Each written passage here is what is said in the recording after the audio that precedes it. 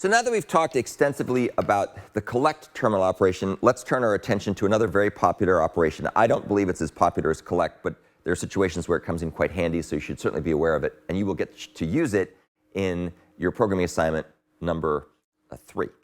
So this is the reduce operation. And we're going to talk about how reduce can be used to perform immutable reductions. And there's a couple different variants of reduce. There's the 2-parameter version and the 3-parameter version. We'll see that they're mostly important to distinguish the 2 and 3-parameter version when you deal with parallel streams, but you can also understand them in their own right for sequential streams as well. And again, we'll use our Hamlet program as the case study here. So what is reduce? It's a terminal operation that usually returns a primitive value. What is a primitive value? Long, int, double, float, things like that. So what we're going to do here is we're going to make ourselves a map of the characters in Hamlet, and then we're going to take that map and we're going to sum up the lengths of the character names to create a sum of the name lengths.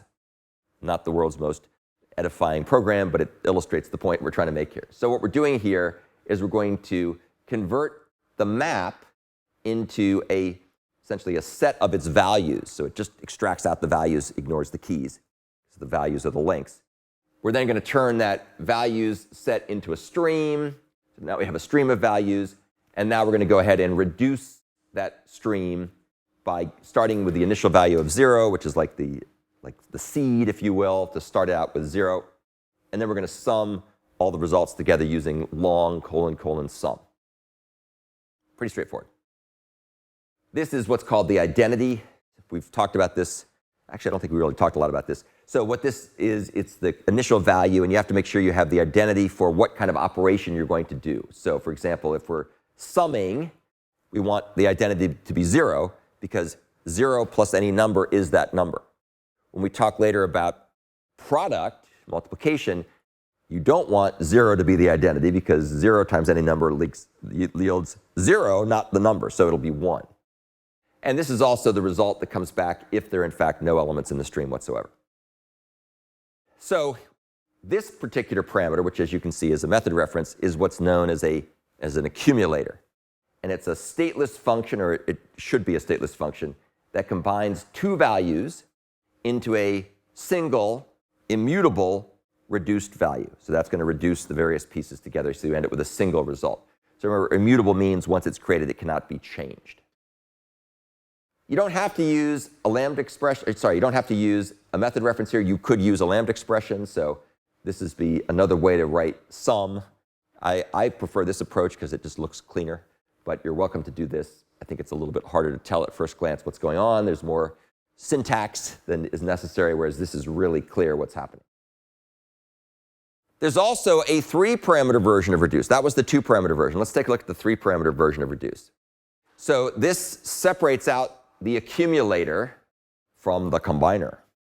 And again, this is more important for parallel streams, but let's just talk about it here. So what's going to happen here is we have reduce, we have the initial value, the identity value, and then we're going to give it the accumulator. In this case, we're going to keep a running sum of the values, which is the current sum, which starts out at 0, plus the length of the character name. And then after everything's been accumulated, which, by the way, could happen in different threads because we have a parallel stream here, then when all the threads are finished, they will combine the results by pairwise combination until you have a single result, which is the reduced result, by using the combiner. And you can see the combiner is just the sum method reference we looked at before. So the thing here that's really different is we separate out the accumulator from the combiner.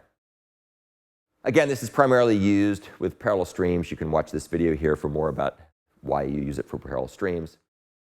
And what we end up with, of course, is the initial set of characters, and then we reduce this using parallel streams, and we end up with the result. Now, you can kind of think of this as MapReduce, if you've ever heard of MapReduce. MapReduce is a common, popular paradigm for parallel processing, most commonly used in clusters or cloud environments where you're going, like, for example, when you do a Google search, Google does MapReduce, where they take your request and they map it out to a bunch of different servers that all run in parallel to get different variants of the search results, and then they reduce it back together to give you your final list of results.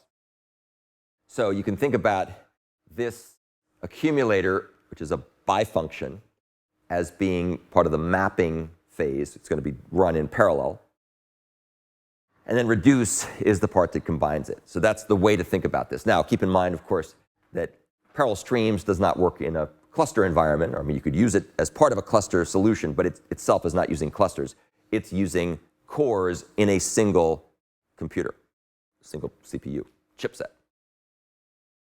You can also use this when the type that's being streamed is different from the type of the accumulator.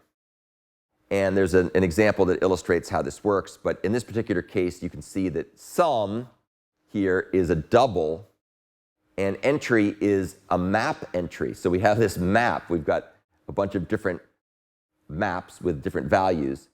And we're going to have different types here than we're going to sum together when all is said and done. So these are using different types. This uses a double followed by a map entry, whereas this is just summing double. So we need to get this into a double so we can sum it back together.